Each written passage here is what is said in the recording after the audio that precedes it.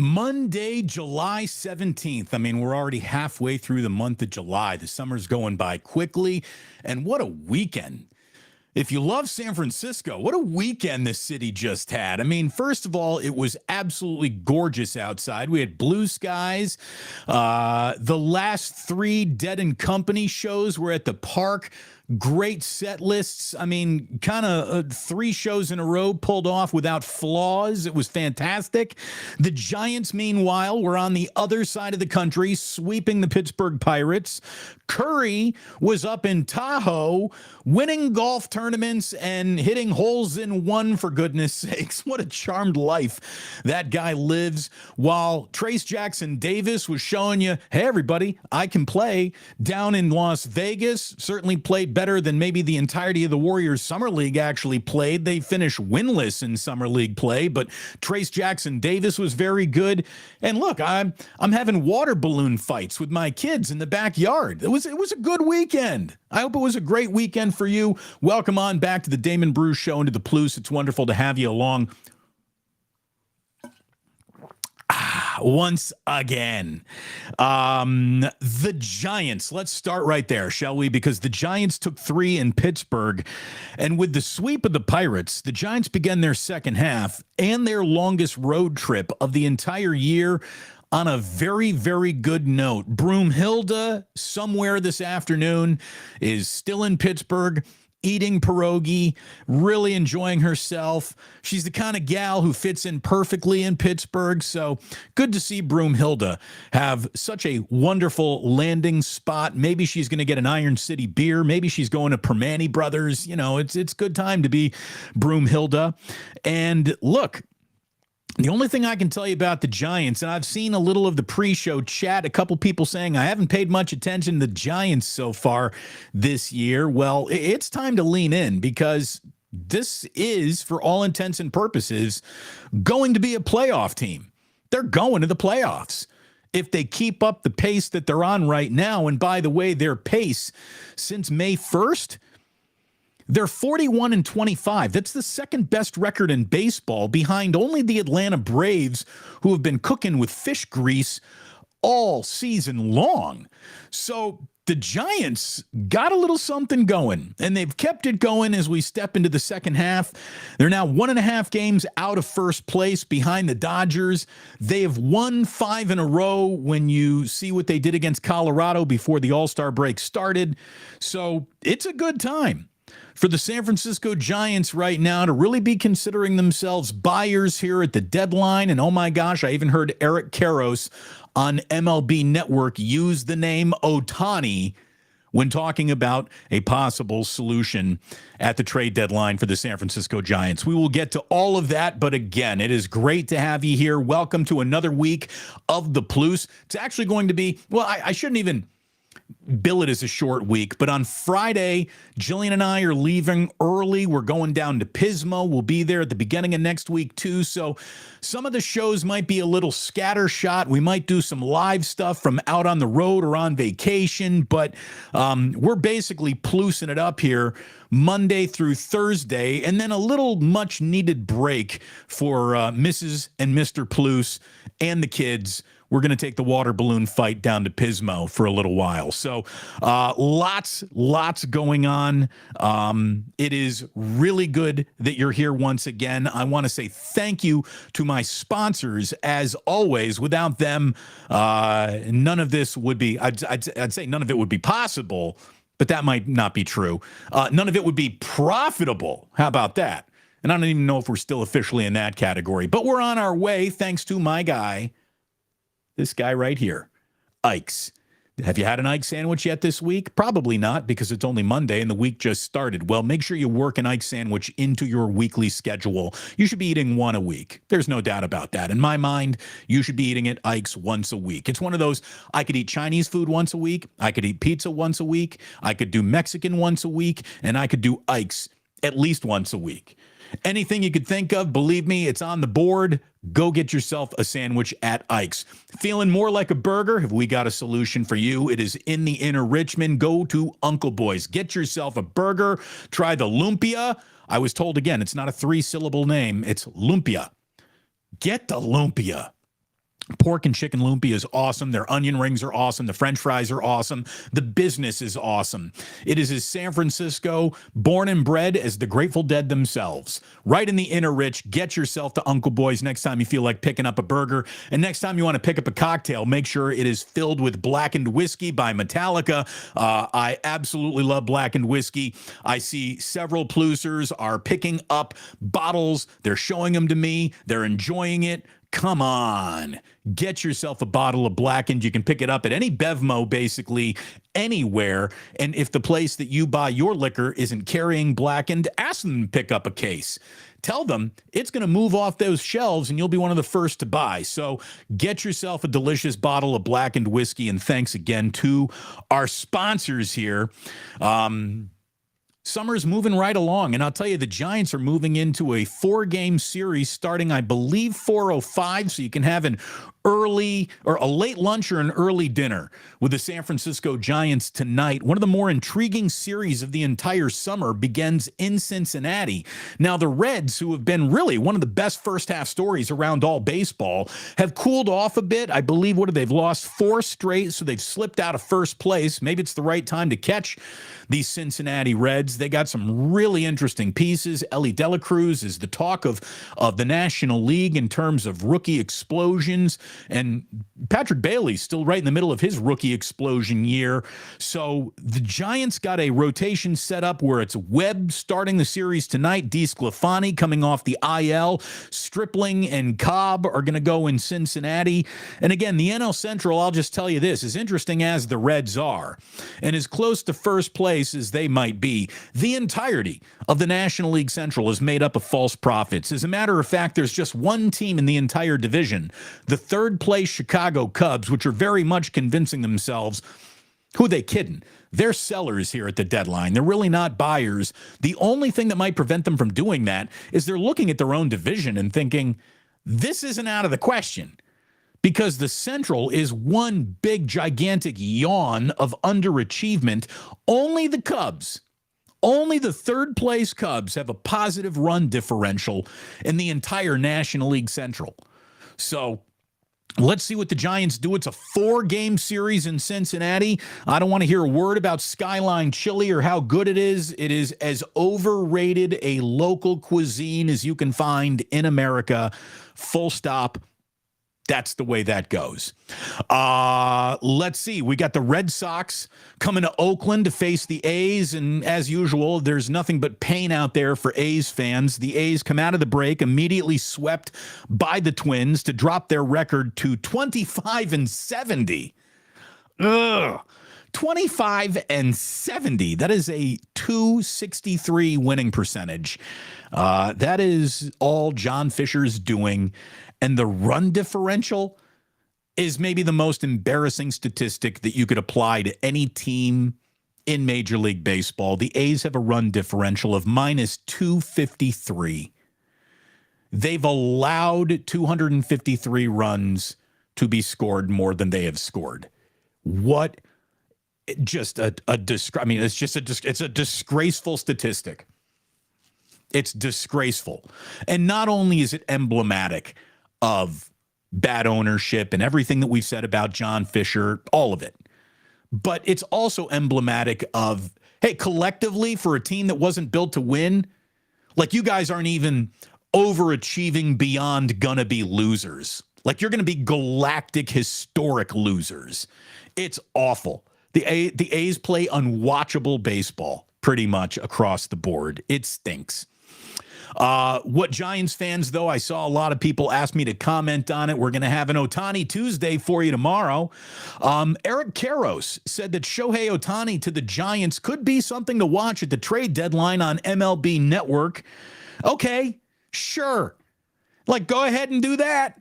You should absolutely go ahead and do that if you're Farhan, and I really don't care what the haul is, who you'd have to include, like half the farm system and Jock Peterson to get him to San Francisco, to have an exclusive window to then negotiate a long-term deal with this guy before he actually hits free agency. Look, you're telling me that the San Francisco Giants couldn't use either the guy who could lead all of baseball in home runs or a Cy Young candidate because Shohei Ohtani is both. He is both. So, is it going to have to hurt a little to add a guy like Ohtani? The answer is yes, but whatever pain that might be would be worth it. Would be worth it. Like, here's the thing. Even as a rental, even if he really wanted nothing to do with the Giants going forward, adding him to the team this year changes the makeup of that team and the chemistry of how this baseball team functions so dramatically. I mean, it might even still be worth it. It really might be. What would you give up? Again, half the minor league system, Jock Peterson to get him to San Francisco? Sure. It's Shohei Ohtani. It's quite literally Babe Ruth. And he's better than Babe Ruth. And I've done videos about that. We've talked about that. He's better than Babe Ruth because he's playing better competition day in, day out in a more, systemically designed to make every at-bat a living nightmare world of baseball that every baseball player occupies now. It's not only like Shohei's living in that world. Every baseball player lives in a harder baseball world than the world that Babe Ruth lived in. It's just easy to see. There's nothing to even debate there. And there's really nothing to debate when it comes to how good Ohtani truly is, because I saw this. Hector Gomez, who covers baseball, tweeted out this weekend, and this is incredible. You want some symmetry? We got some for you. So Babe Ruth hit 159 home runs in his first 674 career games. And as a pitcher by that time, he had amassed a 35-18 record over his first 455 career innings. So the numbers there are 159 and 35-18 over his first 455 career innings. 159 home runs, 35-18 in his first 455 innings. Shohei Ohtani, same amount of games, 160 home runs. So one more home run than Babe Ruth in his first 674 games with a 35-19 record. Again, Babe Ruth was 35-18 over his first 455 career innings. We are watching George Herman Ruth in real time. For those who are not getting it and claim to be beloved major league historians who want to tell you how good it used to be, the fact that you can't identify a modern absolute statistical equivalent in a harder league than Babe ever played in as the greatest baseball player of all time, again, that's on you. If you are old enough to have a serious conversation about baseball and in any way are trying to deny who this guy is, like you were one of those people early on in Michael Jordan's career saying, you know, I think Larry Bird's better than Michael Jordan. Do you? Because look, Larry was great, but he ain't that. And that's like day one of the bunny hill, being able to do the measuring who is who versus who. Come on. Guys, absolutely incredible. By the way, the Angels and Astros. We don't talk a lot of Angels and Astros, and rightfully so. There's really not a reason to, but they played some wild baseball this past weekend. 56 runs in an entire series that saw 7 ties and 10 lead changes. There were 32 runs scored in the 7th inning or later. That's the most in any 3-game series since the Giants and Rockies did that back in 2012.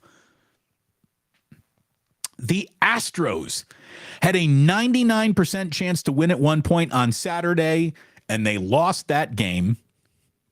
Then on Sunday, the Angels had a 99% chance to win that game and end up losing at that point. They lose the game despite Ohtani hitting his major league leading 34th home run of the season. I mean, my God, he is so good. He is unbelievable. But if you really wanted to talk about the charmed lives we're seeing, folks, I don't know if there's ever been a modern, and we're just gonna track eras based on this is the social media era. Steph Curry's entire career has happened under the relentless scrutiny of the social media era. Is he the most perfect athlete of our lifetimes? When you think about just wrapping it all, your entire life is now under an unrelenting microscope. How you doing under that unrelenting microscope? Steph Curry would have to say, well, you know what? Here's the thing. Not only am I doing fine, the argument that I'm excelling here is easy to make, and it borders on freaking perfect. I mean, it really does. It's unbelievable what this guy does with his life, his career, with his family, with his profession, with his free time, because golf is done in his free time, except when he actually hopped on the element of the tour that is the ACC championship up in Tahoe, and he wins it with an eagle putt on 18 that he's walking away from, knowing that it's money before it even drops, like the way he shoots threes sometimes. And to just punctuate the weekend, as if winning the tournament wasn't enough, he hits a hole-in-one. I mean, Steph Curry is quite simply living one of the greatest lives ever lived in the social media era. It's unbelievable. All the venom, all the trappings, all the hatred that anyone could fall into or could come for anyone, none of it comes for him. Or if it has come for him, he deflects it away like a hockey goalie. I mean, it's just unbelievable. He wins titles on the court. He wins a title now on the course. He wins MVPs. He's got a picture-perfect family. He does it all with a smile. His reputation of, well, what's it like to deal with Steph Curry? Everyone walks away with a positive feeling about dealing with Steph Curry. The guy simply walks on water. He is a sports deity living among us. It's basketball Zeus. It's unbelievable. It's more than, though. That's the thing. It's more than just basketball. It's more than basketball. How can you be perfect along every single degree of the 60-degree circle? Yeah, 360 is a circle. How can you be perfect along every single measurable compass point? And I feel like I'm overselling a reputation that no one could ever live up to. He's living up to it. He's doing it in real time. And in his free time, he's winning golf championships. You telling me this guy might not pick up his clubs after his retirement day and join the Champions Tour? If you're Live Golf, you're not going to offer Steph Curry $1 billion to join? Why wouldn't you? He'd be the only chance of anyone ever watching your tournaments that aren't associated directly with the PGA. Lord knows they got the money, but I don't know if Steph would take it. And that's why we love him, because he's freaking perfect. He plays every single moment of his life perfectly, from a titles victory standpoint to a PR standpoint to a how you feeling about me to how do I fit in the conversation to everything. Every single element of the guy is just chef's kiss spotless. We're lucky to be witnesses in real time. We truly are. We're lucky to be witnesses in real time. So while Steph Curry was up in Tahoe showing us all he's basically an immortal, Trayce Jackson-Davis was down finishing off his brief stint in Summer League. We only saw a couple of games out of him, but find me a rookie, and I really mean this, find me a rookie who is just as comfortable as he looks. I even tweeted this out over the weekend that when I think of, if I had to describe Trayce Jackson-Davis's first look to you, it would be using the same way I would describe the entirety of his senior season at Indiana. This kid, I keep on calling him a kid. He's a 23-year-old man, which is why I think he's going to fit in so well with the Warriors. Trayce Jackson-Davis is eminently comfortable on a basketball court. You can see an awful lot of guys early in their careers just looking uncomfortable, looking out of focus because they don't really know where to be on the court, or the NBA action just feels a step quicker for them than they were ready to step into. By the way, Brandon Pajemski is suffering from this just a little bit. He does not look, Brandon Pajemski doesn't look bad, but I wouldn't describe him as looking comfortable either. Trayce Jackson-Davis looks comfortable. I think that's a really good start to an NBA career. And then beyond just looking comfortable and moving well, there's an element of production there that's pretty hard to ignore. In only 25 minutes, Trayce Jackson-Davis in his Summer League finale scores 18 points with 10 rebounds, 8 of them offensive rebounds, 2 assists, 2 steals, and 2 blocks in 25 minutes, only 2 turnovers. He can play, boys and girls. He can play. He can play because he's comfortable, and he has been there, done that on a basketball court for so many years that the next level doesn't look like this huge effort to now meet the challenge of leveling up. He looks like he's ready to go. And I'm excited about him, and I think you should be excited about him too. Trayce Jackson-Davis, really the bright spot. Lester Quinones, just a little bit of a bright spot as well. I wish that Brandon Pajemski had been more of a bright spot, and had he not been responsible for some of the turnovers, which he was all summer league responsible for, it felt like he had a 5-turnover game every time he played. The Warriors went 0-5 down in Summer League. Like, let's not pretend that Summer League records really matter much, or that tonight's Summer League finale between the 5-0 Rockets and the 5-0 Cavs is billed as one of the most important basketball games we'll ever watch. It's the Summer League. Individual performances mean a lot more than team accomplishments. You had a good individual performance out of Trayce Jackson-Davis. I thought you had a pretty good individual performance out of Lester Quinones. And when it comes to Pajemski, I'm going to take that B- I gave him. And after that last game, I got to bring you down to a C+, a strong C+, but not a great one. I'll say this. He looks like a natural rebounder. He does see the floor well, but he doesn't read the speed of the floor, which is not surprising coming from a guy who was playing in the WCC. Way too many turnovers, and the shot maker that he was touted to be did not show up in one game in Las Vegas. Not one game. Now, consistency is the hallmark of becoming a steady pro. I'm not asking for consistency early, but you'd think that if you are this shooter, you're going to eventually knock down some frickin' shots. The guy knocked down like no shots at any point in time in Summer League. He really didn't.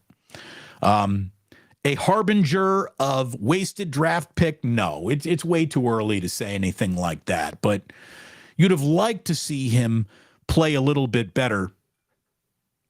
But Trayce Jackson-Davis, let me tell you, that Indiana education right there, there's the pennant.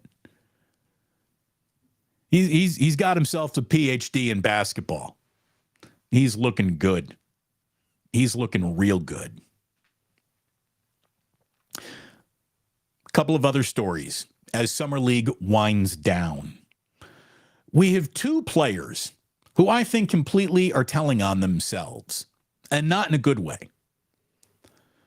Did you see the interview that Joel Embiid did with Maverick Carter? Calling it an interview, by the way, it's kind of disrespectful to the concept of an interview where a real challenging question or a follow-up question might be asked. Maverick Carter just sat down for a publicity ball washing moment with Joel Embiid. But in that moment, Joel Embiid told you everything about him that you need to know and pretty much spilled the beans that he will never be the magnet that draws an NBA championship to himself. Joel Embiid, the reigning MVP of the league, said, and I quote, "I just want to win a championship. whatever it takes. I don't know where that's going to be, whether it's in Philly or somewhere else. I just want to have a chance to accomplish that. I want to see what that feels like to win that first one, and then you can think about the next one. It's not easy. It takes more than 1, 2, or 3 guys. I have good people. You have to have good people around you. And myself, every single day, I work and did blah, blah, blah, blah, blah. You fucking pussy. You're the reigning MVP, and you're already saying, if I can't win it here, I'll try to go somewhere else. It takes more than me. That's why you're never going to win.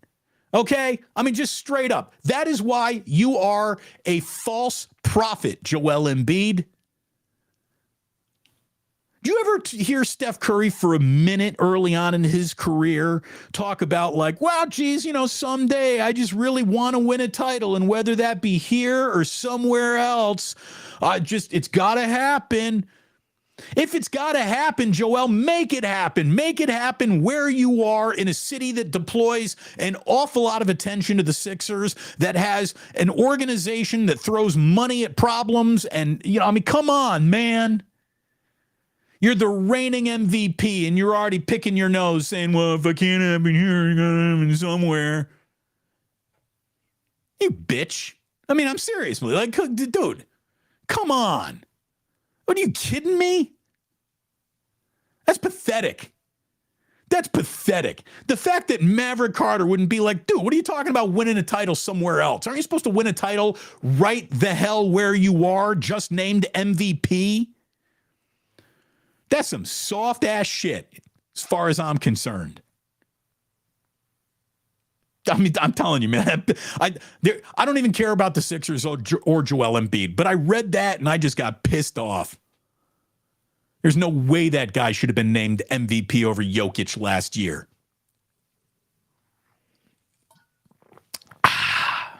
That felt like the sip of the day.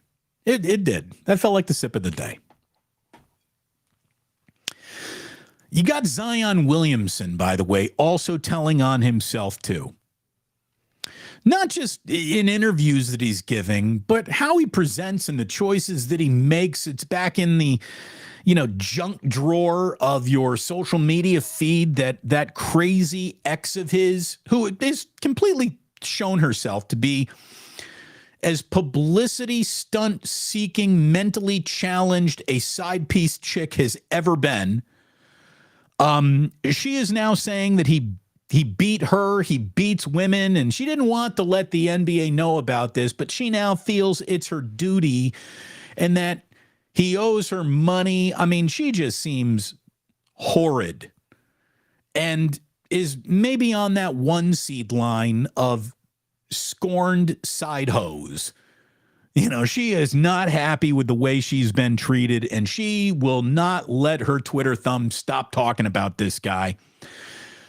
Beyond that headache that just doesn't seem to want to go away, Zion was in Vegas doing some podcasts and talking about rededicating himself to the game, and he has admitted making bad choices and taking some things for granted. And I do, I guess, appreciate the self-awareness that comes with that admission. But while he's talking about how he's rededicating himself to the craft of basketball, I couldn't help but notice that he still has Pillsbury Doughboy face. He looks puffy, and that's being friendly about it. From someone who's got a little Pillsbury Doughboy face and has for his entire life been carrying that extra 20 that just can't go away, doesn't seem to go away. Zion Williamson's got fat cheeks, and his 25 pounds that he needed to lose, well, he needs to lose them still. It's a total failure of personal choices on this guy. The meals he eats, the lifestyle he keeps, the company he chooses, the jump off chicks that he chooses. Like, you got to start making better choices, man. You just turned 23 a couple of weeks ago, but let me just say that Trace Jackson Davis is 23. Feels an awful lot like a mature young man, and Zion Williamson's 23. just feels like one of the dipshit kids who get lost in the Wonka factory. I mean, really, he's an immature guy that, how about this? The only saving grace to Zion Williamson's career at this point is that he's only 23. And he will be given several opportunities by a league that really wants him to succeed. We'll see if he takes any of it. But, I mean, he looks as personally undisciplined as a guy who's just missed basically the last 2 years of basketball, DNP fat, and he's still fat. Make some better choices, dude. Hire a nutritionist. Stay inside. Stop ordering fried food. I know you live in New Orleans. I know temptation is all around you. But you gotta do something other than burying yourself in plates of food and the wrong chicks. Seriously.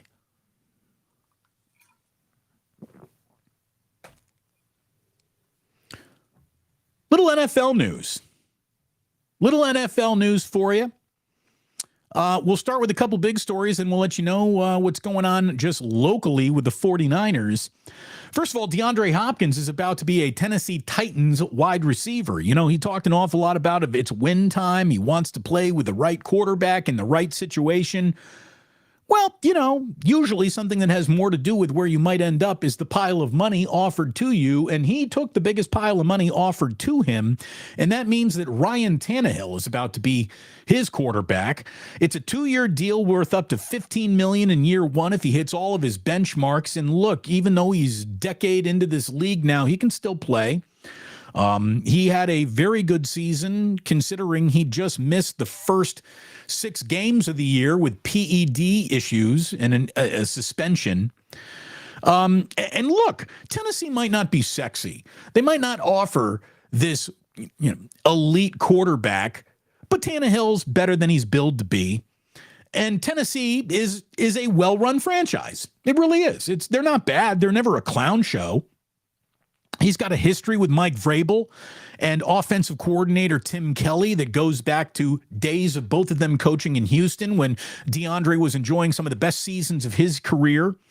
And beyond, whatever the Tennessee Titans weren't last year, they weren't really good at wide receiver. They get better with DeAndre Hopkins. Tennessee Titans wide receiver group had a total of 2 100-yard receiving games last year. Hopkins matched that total despite missing the first 6 games of the season after serving his PED suspension. So every snap played by all Tennessee Titans, or just snaps played in a suspension-shortened season, it's the same amount of 100-yard games produced. So Tennessee Titans got a little bit better, and you figured that stacking the box against Derrick Henry just got a touch more challenging. So I get why they made the move. And even though a lot of people say it's the wrong one, it's the bad one, I don't see it necessarily like that. So, mama, don't let your babies grow up to be running backs. You seen the way the running backs continue to be screwed over in the NFL's economy? And look, everything is a supply and demand and cost-effective issue. I get it. But there needs to be something done to better protect what elite running backs make as a salary, or we're going to basically reduce this league to the nameless, faceless running back group that you only are allowed to fall in love with during their rookie deals, because the minute their rookie deal is up, everyone wants out of paying a running back what their actual value could be in football. I've always said that people go to football games, as quarterback obsessed as we are, people go to football games to watch running backs break off long runs. I don't think there's anything more exciting that happens on a football field than a running back taking one to the house from the other side of the 50. I mean, that's what we're here for. That's the big play that I think is the sexiest big play you can find on a football field. Just blocking is perfect. Boom, gone. That's what I'm there for. Blocking is perfect, though, is an element of any running back being able to do that. And spending your money on an offensive line is a great way to invest in whoever, Joey running back room behind you. It doesn't really matter who it is. Albert Breer was writing about this today because at 1 o'clock Pacific time, the tag deadline expires. And we have 3 running backs, Tony Pollard, Josh Jacobs, and Saquon Barkley, all wondering what their new deal might look like if not having to agree to the franchise tag or put yourself in a position to where now you're holding out. All can make $10.1 million this year under the current tag. A 2 tag total, because you can get tagged twice, would pay out to be about $22.2 million if they get tagged again. So that can be a baseline for a guarantee, and for them, it's probably worth it. There's an injury risk, but it's not hard to find competent backs. It's almost like the NFL works against its own personal interests at times. A league that is basically worth infinity dollars won't grow the cap or leave the cap some special running back room. And the truth is, we've got GMs across the board basically evaluating running backs where even if you had more of a cap room, it probably wouldn't be spent on that running back room. Dime a dozen is how they're looked at. So if you're not going to spend on running backs, you're going to spend more on offensive, defensive linemen, other skill positions, everywhere else. NFL teams clearly do not want to spend on running backs. And that's too bad. Like, mama, don't let your babies grow up to be running backs. If $14 million, and Albert Breer writes this, you build an offense around a guy, and even $14 million a year, which sounds like an awful lot for a running back just based on injury risk, it's still less than what Cortland Sutton or Hunter Renfrow make at wide receiver. I mean, both those guys are good players. I think I'd rather have Saquon Barkley. You know, you're just, if you're a veteran running back, you basically should take the best deal that is sitting in front of you at any point in time, because the minute you say no to that, it's not like your agent is going to be going out and finding a better deal for you on the market. Every single team in football is looking for a blue light special on running back. This is what made the 49ers trade for Christian McCaffrey so bold, because he's getting paid an awful lot, and they gave up a ton of assets to include him, but he's more than just a running back. That guy is the straw that I think is going to stir the drink offensively for the 49ers. And basically, since the minute he showed up, he has opened up their offense like a skeleton key. So fascinating to see just how running backs get treated, don't get paid around the league. It's not just a rumor that these guys are not getting paid. It's a fact. It's a fact. So, mama, don't let your babies grow up to be running backs. 49ers rookies report on Tuesday.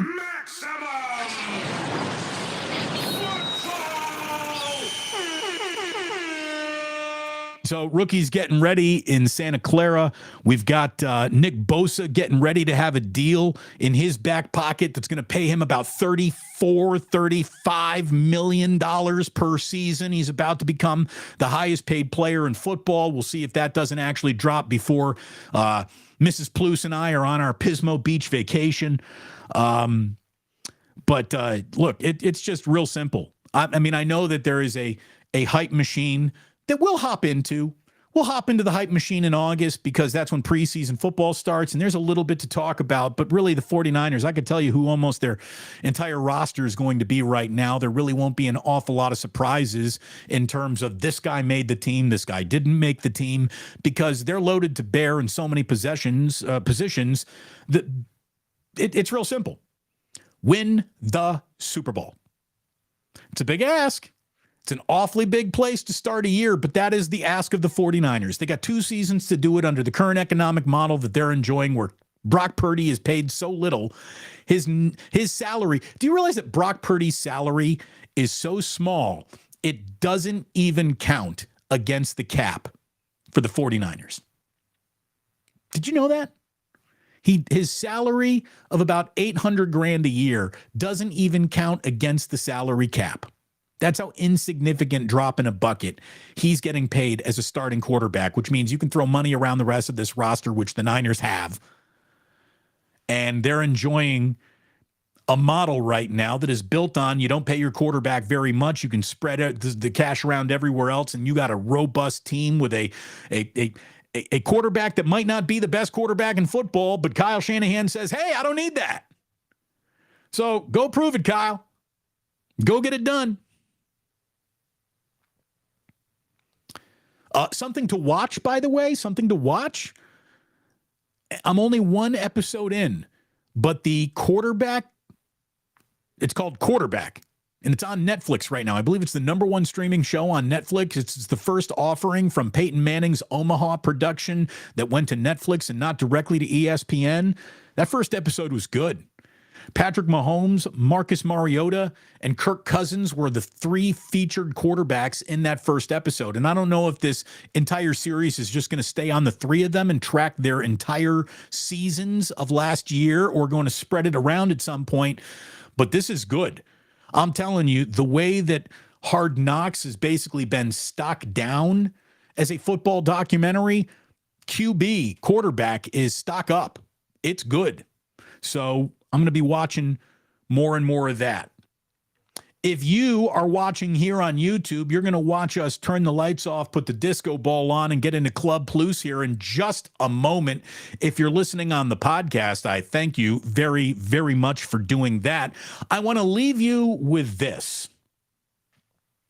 Today, in 1955, the state of California became a better place. Because today, in 1955, Disneyland opened to the public for the very first time. 1955, Disneyland, still going strong. I tell you, going to Disney World in Florida when I was a kid is still, I remember it vividly. I was 9 years old, and it's still the greatest vacation I've ever had in my life, basically. It was magical. It was magical. Disneyland is the place that I am most looking forward to bringing Jack and Ozzy when they're old enough to really grasp what's going on, old enough to be big enough and tall enough to ride this ride. I don't want to bring one of them and you can go on Space Mountain. Other kid, tough, suck it. You're not tall enough yet. You can't go. I don't want to do that. I got it. They both got to be ready to roll. I can't wait. I can't wait for that moment. I had never been to Disneyland until the very first Christmas gift my wife ever gave me was 2 coupons to be redeemed for a trip to Disneyland the following summer, which we did go on. It was awesome. Me and Jillian. It's a small world after all. As a 48-year-old man, I'm comfortable telling you, I love Disney. I freaking love Disney. Now, there's a lot wrong with the business model and what they've done to ESPN and the layoffs and the corporate greed and all that. I don't like any of that. But just like Disneyland, I love Disneyland. As someone who has to now sit through a ton of kids' movies, dude, if you got to go kid movie, pray for it being a Disney movie. Pixar's got some good offerings. Disney pretty much crushes it across the board. The 2 movies that my wife wants to go see the most are still the new Little Mermaid, and she also really wants to get into Barbie. I'm like, I think I'd rather see Oppenheimer. She's like, you go to Oppenheimer, I'll go to Barbie. Okay. It feels about right. Thank you very much for stopping by today. It always feels right to be sitting here hanging out with you. I appreciate you choosing us once again. Hit that subscribe button. Hit that like button. We're on our way to 7,000 subscribers in just our first 3-4 months alone. That would make me awfully happy if we can hit that before the end of the month. So subscribe it, like it, support it, love it. and Plus it up. We're about to get into Club Plus here in just a matter of moments. So let me thank you listening on the podcast for doing so today. It's wonderful to have you along. Please do remember, as you go about your day, your afternoon, your evening, whenever you choose to listen, that sports don't build character. They reveal it. And like that, he's gone.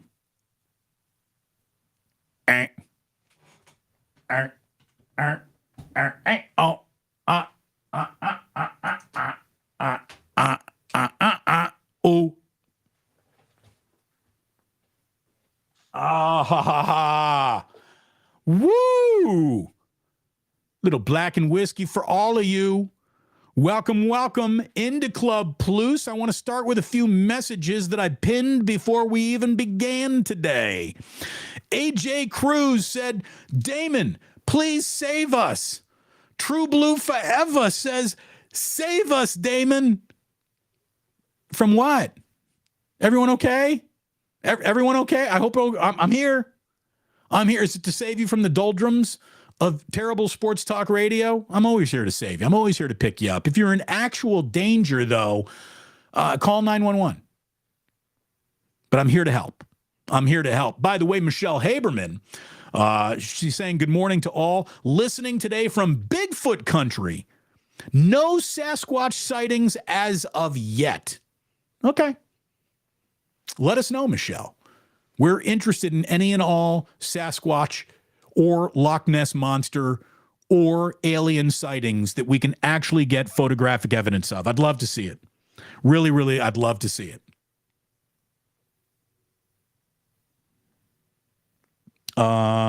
Let me bring up one more from earlier today from Stacy Leo. She says, I will get by. I will survive. Happy Monday, Plus fam. Dude, I'm telling you, I'm going to get by and I'm going to survive too, Stacy. But if that really is the last Dead & Co. show ever, I'm going to survive a little less happily than if it's not. I want to see more of that. It was fantastic. I was there on Friday night. I listened on Saturday and Sunday alike. Dead & Company sounded fantastic. Their set list choices for their final weekend of touring. That's the thing. I think this is the last Dead & Company tour. We're still going to get one-offs. And let me tell you, if you're John Mayer, what you really want when this is all said and done is permission from Bob Weir to tour with the Grateful Dead songbook. It's like the Great American Songbook. John Mayer can go back to, My Body is a Wonderland and all that bullshit pop stuff, but he could also sell out stadiums for the rest of his career just touring with the best Grateful Dead cover band that they can come up with. That's what I want to see. That's what I really, really want to see. God, that kid's got chops, kid. He can play. I tell you, their Althea last night, that might be the best, absolute best post-Jerry version of Althea I've ever seen. You wouldn't think you could pull off Althea without Jerry. Oh, it was awesome. It was just awesome. I loved it. It was an awful lot of fun. Awful lot of fun. Getting back to Summer League. Luke 24-23 says Pods did look good at times as a playmaker, but was underwhelming. And yeah, again, I think that's fair. There's no reason to say, nah, man, it's not going to work. But there is also no reason to say, like, yeah, he's going to be getting minutes with the Golden State Warriors that are significant in any way, shape, or form this year. If Brandon Pajemski was going to be slated to be this team's backup guard, I'm really happy that Chris Paul's in the locker room. I can say that. I can say that. And I think you should be saying it too.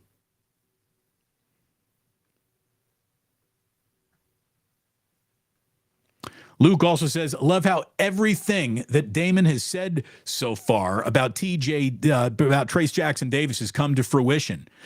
Look, I'm pretty excited about that too, I really am. I'm pretty excited about that too. Not because I'm right, because everything I hoped would be there from day one is there from day one. And if you got that on day one, there is enough of a foundation to build an NBA career on. I'm excited. I'm excited for him. I really, really am. I'm excited for him. Sporticus says Steph would never sign with Liv. He's fully aware that once trading integrity for money is it's lost forever. The mirror don't lie. Now, I think you're right about that. But you'd figure there'd have to be what if Liv were prepared to offer Steph Curry more than his basketball career earnings? I mean, you couldn't fault him for thinking about it, right?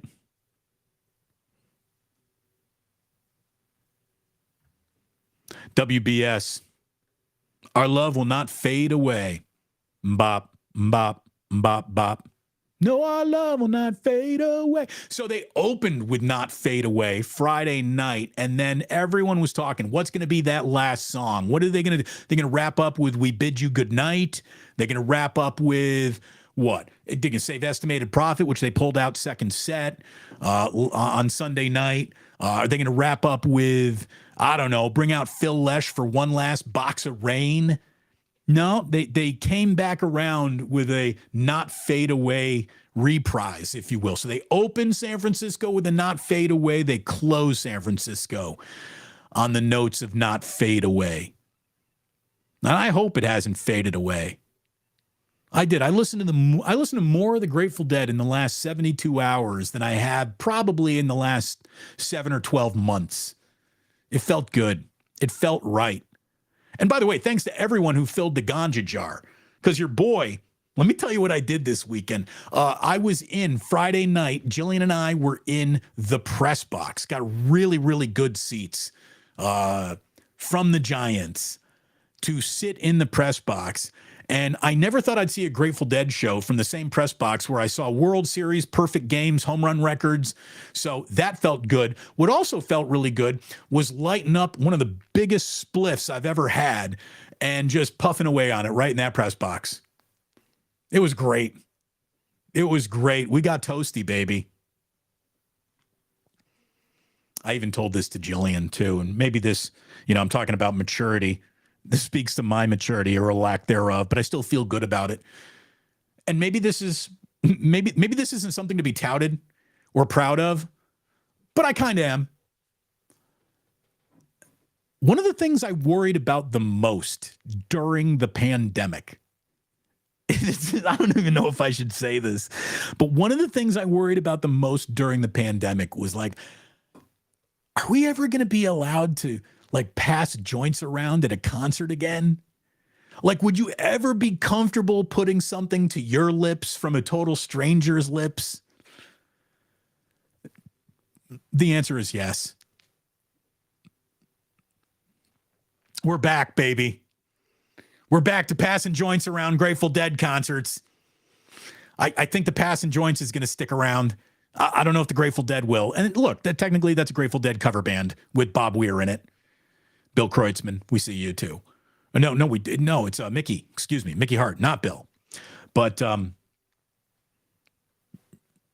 happy to say we're still passing him around.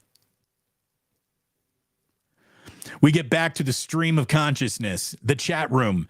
Rockin' New Era 84 says, Embiid wants to be that dude, but he doesn't want to have that dog in him to be that dude. Exactly. Like, that's pathetic. You're the league's reigning MVP, and you're talking about man, I just want to win a title, whether it happens here or somewhere else. Have you ever heard a champion ever say that? Have you ever heard the guy that was the alpha dog on a single roster ever talk like hey, it'll either happen around me or I'm going to have to go somewhere to make it happen? That's just so lame. And you could say, translation, R.I.P. Cougar Rebel, I want out of Philadelphia. Again, if that is the start of his I want out of Philadelphia, if you are in a city and you are named MVP and the first thing you do is go looking for the exit, again, you are a basketball pussy. There's no other way to say it. I'm not trying to be offensive or gender slander or anything like that. But how about this? The amount of chicks in the WNBA who are tougher than that is basically all the chicks in the WNBA. By the way, I can't pronounce your last name. I won't even try. But I did see that WNBA player just get red hot from downtown in the three-point shooting contest. Woof. She was smoking racks.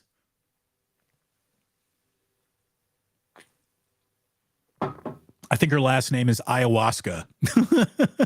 Something like that. Pour one out for the Sixers, Luke 24-23. Thank you. But seriously, like, go ahead and tell me everything I know about you, whether you wanted to or not. Joel Embiid just told me everything I need to know about him. Fine player, stat sheet stuffer, very good player. Leader, not at all. Not at all. Steph Curry is twice the basketball man he could ever be at half the size. Hello to Otis Bird III talking about how Zion got 2 baby mamas now. Again, the guy's got more baby mamas than he has completed NBA seasons underneath his belt. That's never a good sign. Never, never a good sign.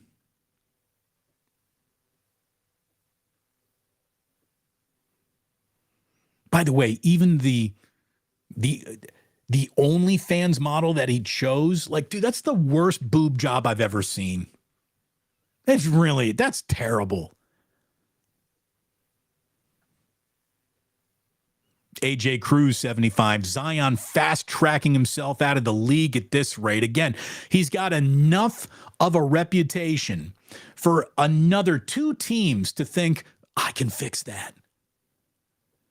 But there's no doubt he's on his way out of New Orleans to a new destination, and then after that doesn't work out because he probably won't get it together there, he'll be on to that 3rd team at some point, and then he is just that build to be the next great player who never really became the next great player at all. And what prevented him from being the next great player is a sequence of choices mostly made at a drive-through window than any other element of his career. You know, his skill level is A+. His calorie count is atrocious.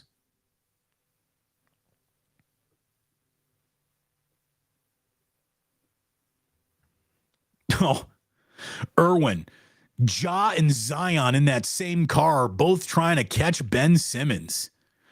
Yeah, they really are.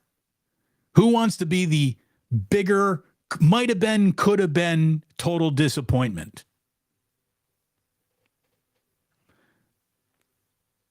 Again, Luke 24-23, all over today's show. It is unbelievable that Zion's still only 23 years old. Again, that's what happens when you know about a guy since his sophomore year of high school. It is unbelievable that he's only 23 years old. And I would say that that's only the saving grace, you know, because at 23, I was full of bad choices and bad decisions. But then eventually, you know, if you had said, Damon, your bad choices and bad decisions are going to quickly turn into you not becoming as profitable as you might have been in your career, I would have stopped making those choices. Will Zion do that?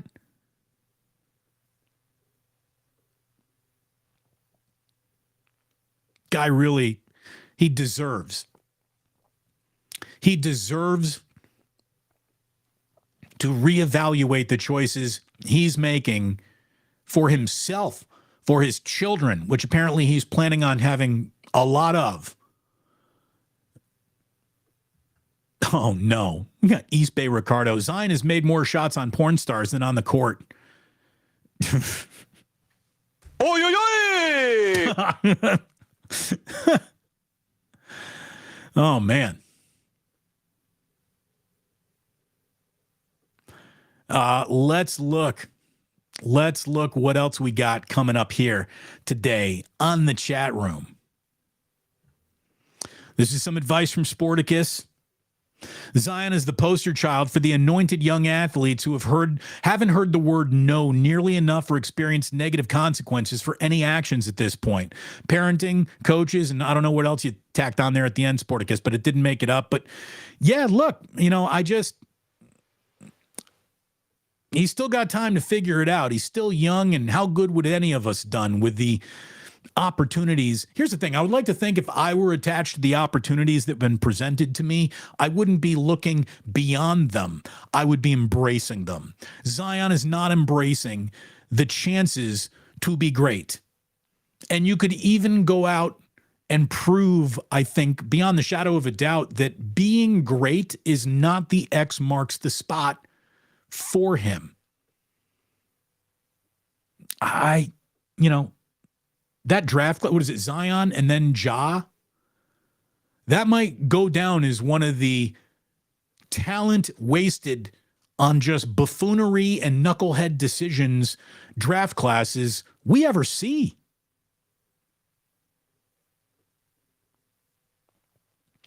Both those guys have time to pull up from the nosedives that it feel like their careers could spin into. But man,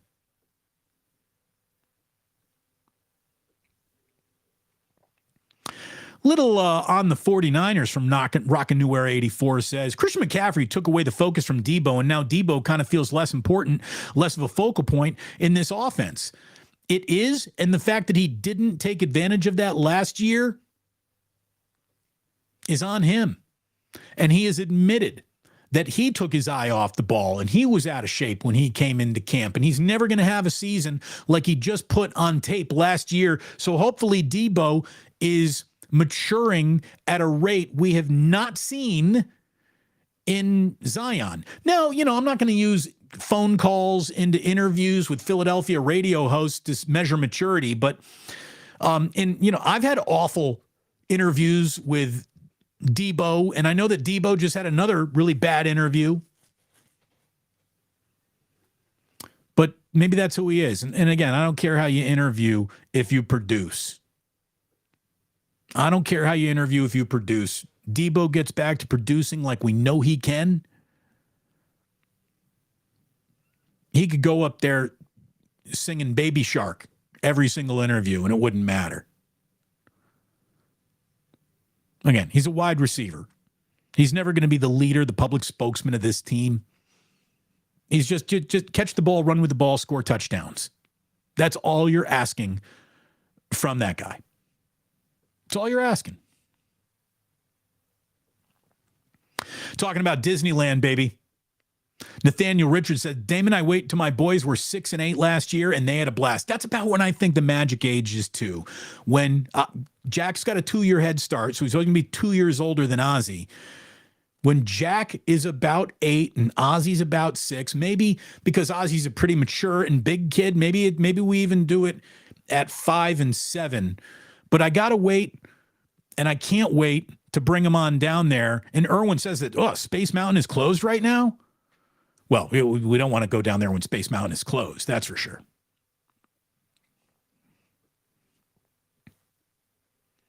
I kind of want to see that Star Wars land that they built. I don't care about the Avengers stuff. Guardian of the Galaxy. Guardian of the Galaxy ride in Epcot is mind-blowing. Luke, 24-23. I mean, not that any chat has an MVP, but this is several times you've appeared today, Luke. Nice job. I usually click on the comment before I even notice who made it. My man Legends Pizza saying the experience that Disney creates is amazing. It is. It ain't inexpensive, but it's amazing. It's magical. It really is. There's a reason why they call it the Magic Kingdom, right? Or is it the Magic Kingdom? Is that it? I don't know. Anyways, there's a lot of magic in Disney. Stacy Leo, I love a man that's down for Disney and sports. Thank you. Stacy, in another lifetime, we might have been perfect for each other. I think Jillian's willing to rent me out for the right price. Again, unless the Plus becomes more profitable, I will be having to rent myself out, I believe. True Blue Forever asked to be saved earlier. He says, "Oh, we're all better now, Damon. Thank you very much." So I'm saving the world with sports talk. It's what I've been sent to do. It's what I've been sent to do. Damon, save us from the BS radio. Well, again, the reason why so much of that is BS because it comes way too repetitive and it's drawn on for way too long. Sporticus. Nothing has separated more discretionary money from a daughter's father's wallet than Disney princesses. I'm speaking from experience. I heard the Disney princess brunch at Disney is fantastic. Like if I had a daughter, Disney princess lunch, brunch, whatever that is, probably would have been on tap. This is the day in 1955 that Disneyland opened. Bamboo Soldier says, this day in 1941, Joe DiMaggio's 56-game hitting streak came to an end. It's a significant historical day.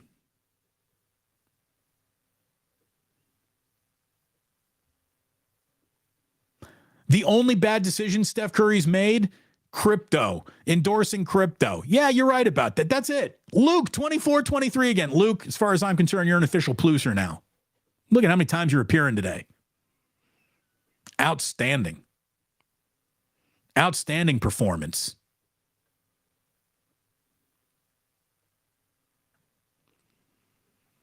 Baron Red says, late here, but watching the recording. Nice to meet Erwin Wong this weekend. Look at Plusers coming together. I love it.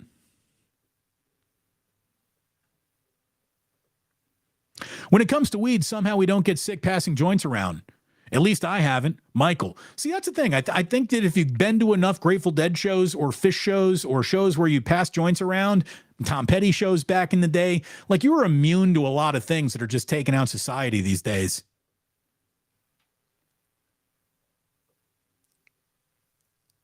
Ioneska, is that how you say her name?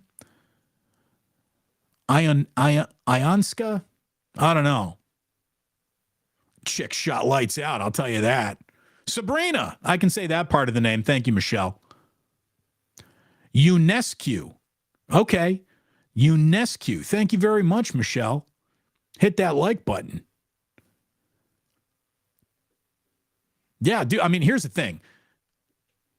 I'm never going to be a big fan of the WNBA. I just don't like the basketball that is played. It's like JV basketball. To me, it really is. And you can say, Damon, you're wrong. The league has progressed. It's just, it does not appeal to me. And it's not because it's women. It's just, I know what appeals to me. And that is usually major men's Division I basketball in the NBA. I don't have time to be interested in a third league. But if someone shoots lights out, I'll watch that. I'll watch greatness when I can see it. I'll watch the two greatest tiddlywinks players play tiddlywinks against each other. Probably not for long, but I tune in to see. I would. I watched her video twice. Shot lights out. Lights out. R.I.P. Cougar Rebel. Damon, I remember that interview with Debo. Yeah, it wasn't a good one. And it wasn't because we weren't interesting. It's because he chose not to be. I've never been hit. Rarely in an interview am I hit with a single no comment, much less like 5 of them. Michael says, all-time Damon interview with Jack Del Rio. That was fun.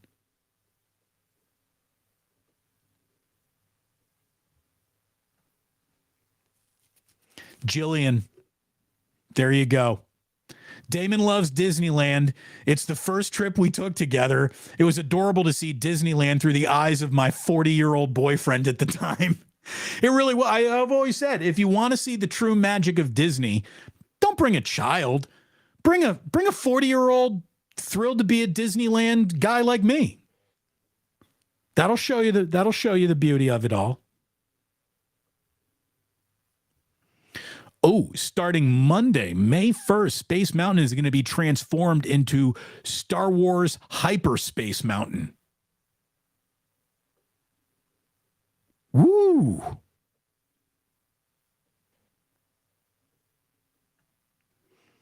Luke, honored to be here, is now an official Pluser.